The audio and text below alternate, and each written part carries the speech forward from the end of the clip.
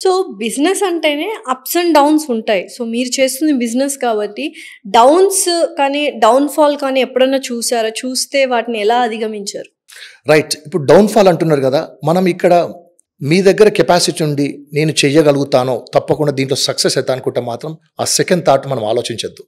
Second thought గనుక ఆలోచన చేస్తే మాత్రం రైట్, బిజినెస్ అయినా, కెరియర్‌లో అయినా తప్పకుండా అప్స్ అండ్ డౌన్స్ తప్పకుండా ఉంటాయి. హ్మ్. హ్మ్. దాన్ని మనము దీంట్లో సమ్‌టైమ్స్ ఉంటుంది, సమ్‌టైమ్ ఉండకపోవచ్చు. హ్మ్.